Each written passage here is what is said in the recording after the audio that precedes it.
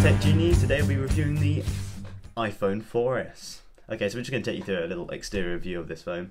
So we've got the, I think it's 3.5 inch display on the front, but it's quite wide, so it's perceived to be a little bit bigger. But anyway, so we've got the speaker at the top here, we've got a front-facing camera, and of course the home button.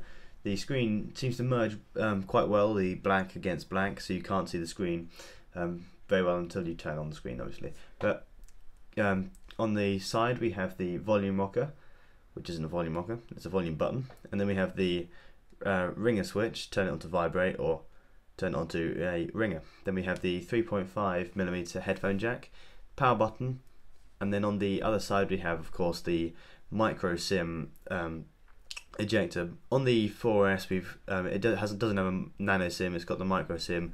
The nano SIM comes on the iPhone 5.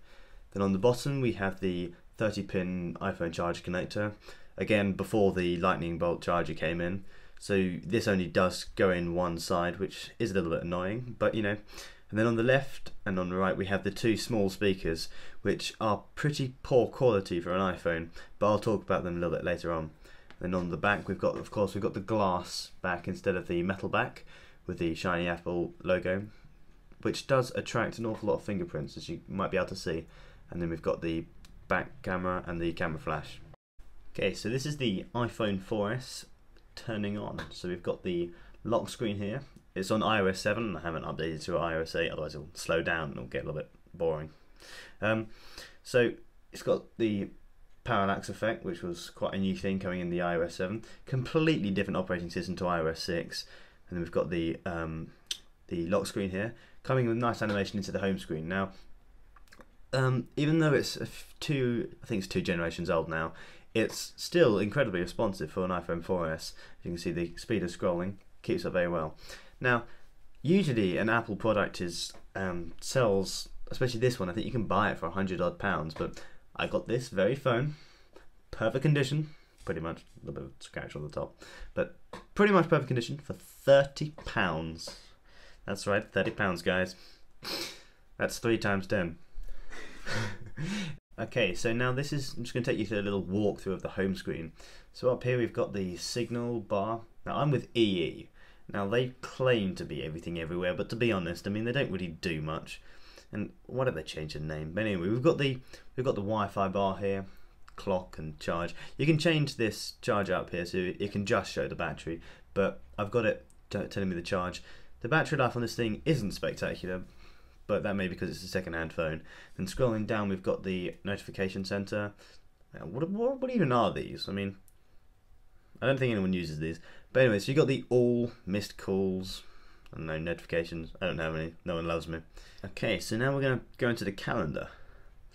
Now this is an incredibly good feature on the iPhone, because you get calendars on Android, but this can sync with your iCloud. So now it hasn't come through, but I've got lots of different. I can set dates on here, these little grey blobs, and this syncs to my iPad and onto the computer. The multitasking is another thing that came with iOS 7, which is also incredibly useful, so just quit the app, back onto the home screen. Now, the camera on this phone, the front-facing camera is only 0.3 megapixels, and the back camera is 8 megapixels, but it doesn't seem that way. I don't know what Apple seem to do, but they seem to be awfully good at making the camera compared to Android and Samsung and all those rubbish phones. And we go onto the Photos app. So now I'll put some of the photos up of this money. That one is just to show that iPhones are expensive. Ignore the money. So yeah, these are some of the photos on the thing. I didn't take these. These are Yossi mine. So these are rotation. Show you the pictures. I'll put some of these up on so you can see what they're like. And the quality, very smooth flowing between them. So these are some of the photos that I've just taken of that money pile that I've just disposed of. So yeah, so that's the camera app.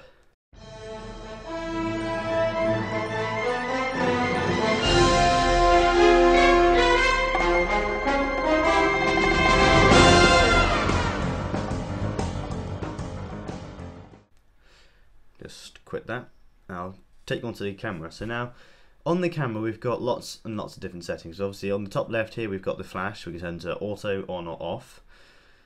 we've got the HDR mode on now, and then we can turn it off. Now that I don't know what HDR stands for exactly, but you can it basically takes lots of different photos and chooses the best one. Now, so we've got the camera flip here. So this is the front-facing camera at the moment. This is the setup. There's the microphone. And anyway, going on to the front-facing camera, I'll show you. There's the lamp. There's the camera. I won't show you my brother. He's ugly. And then we go on to the camera.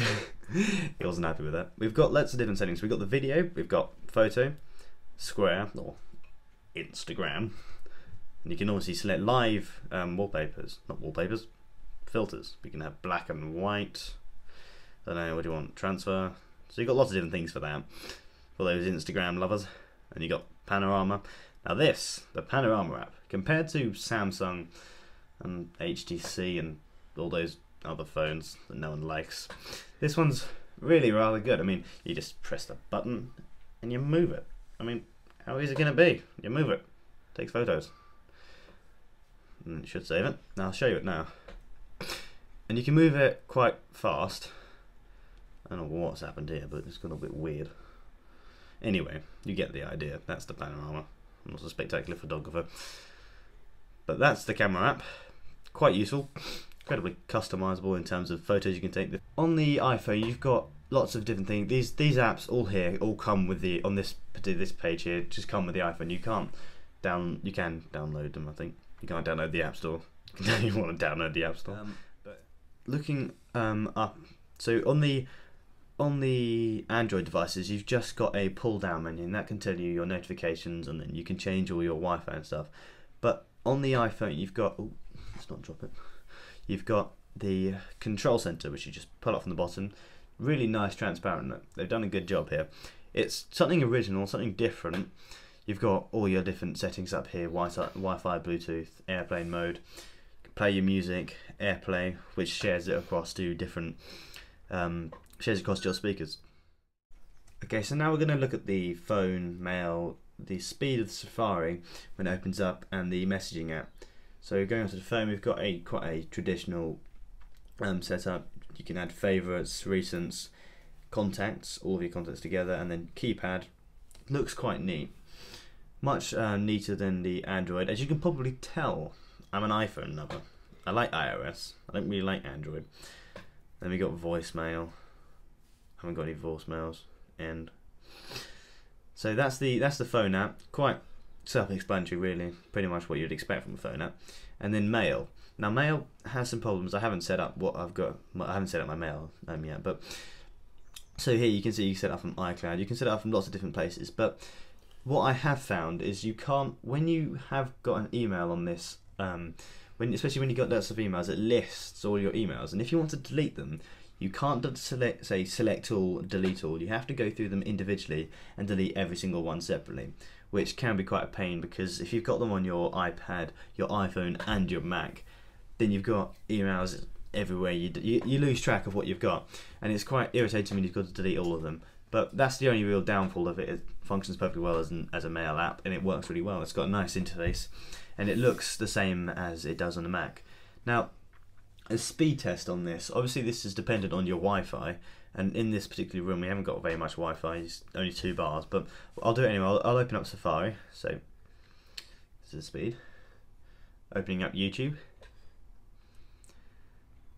There we go. Clash of Clans Super Bowl commercial. So that's opening up YouTube. Let's try BBC News. So yeah, so it's quite. I mean, it's quite fast.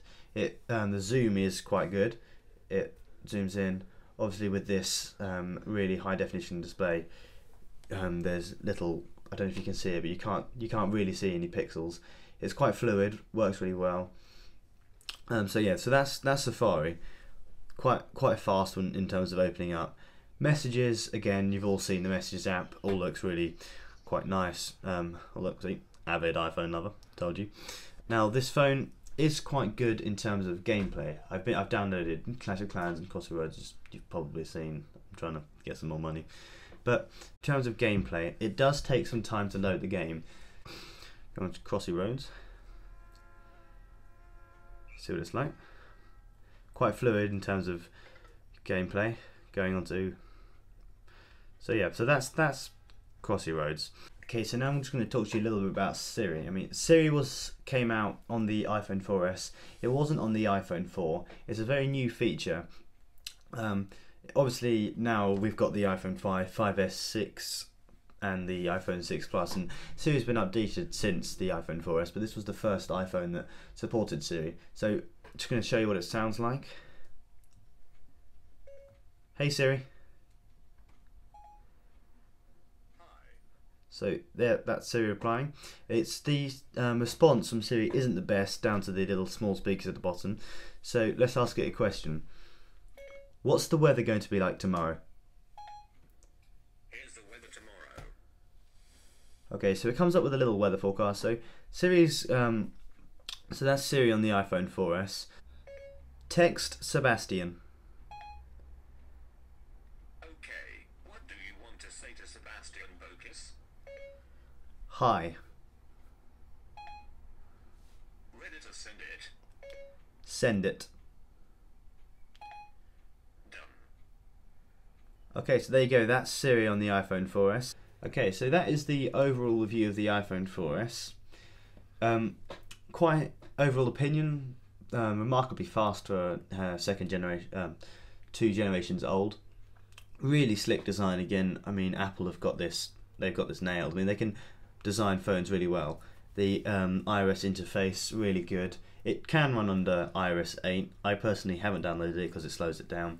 If you want to see more videos on the iPhone or on iPad, obviously just leave a comment. We'll reply to you as soon as we can, and we can do some more videos. And if you want to be the first to see these, subscribe to us and you can see the most recent videos come out. If you're interested in programming and Raspberry Pi, we've got a series coming out soon, which we've labelled The Fruits of Programming. So obviously subscribe to see those videos. Comment if you've got any questions. But thanks for watching. We'll see you in the next video.